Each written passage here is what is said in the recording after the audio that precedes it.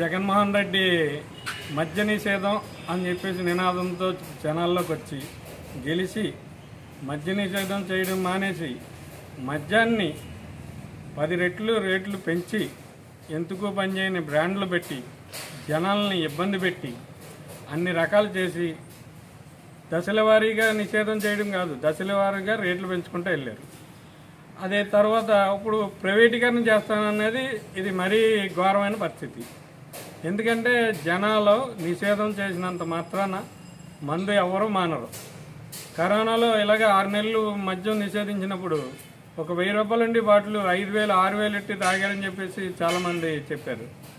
అది ఎలాగంటే ఇప్పుడు మనం నిషేధించినా పక్క రాష్ట్రం నుంచి అన్నా తీసుకుని వచ్చి తాగే పరిస్థితుల్లో జనాలు ఉన్నారు.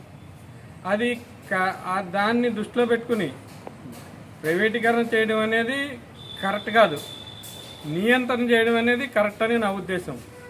నియంత్రణ ఎలాగంటే సామాన్యుడికి అందుబాటులో ఉండేలాగా, అది విచ్చలవిడితనం లేకుండా ఉండేలాగా బెల్ట్ షాపులు పెట్టేసి ఇంటికో బెల్ట్ షాపులు పెట్టేసి రోడ్ల మీద తాగేసి దొల్లేసే విధంగా కాకుండా టైము నియంత్రణ అంతా గవర్నమెంట్ నియంత్రణలో పెట్టుకుని చేస్తే ఎంతో బాగుంటుందని నా ఉద్దేశం.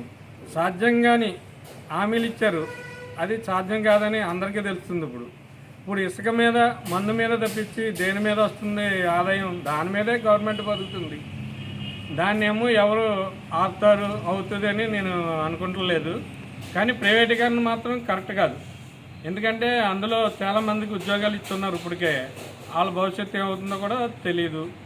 అలాగని చెప్పేసి నిషేధిస్తే అది ఎందుకు ఉపయోగం లేదు, జనాలకి ఏమాత్రం ఉపయోగపడదు, దానివల్ల నష్టమే. ఎందుకంటే మందు నిషేధించడం వల్ల గంజాయి తాగుతాడు, సారా తాగుతాడు, తదితర రకాలకి అన్నీ బానిస అయిపోయి ఒళ్ళు గొల్లైపోయి మనుషులు కూడా పాడైపోయి ఇది ఉంది. నిషేధించక్కర్లేదు, నియంత్రిస్తే సరిపోతుందని నేను నమ్ముతున్నాను. నా ఉద్దేశం కూడా అదే.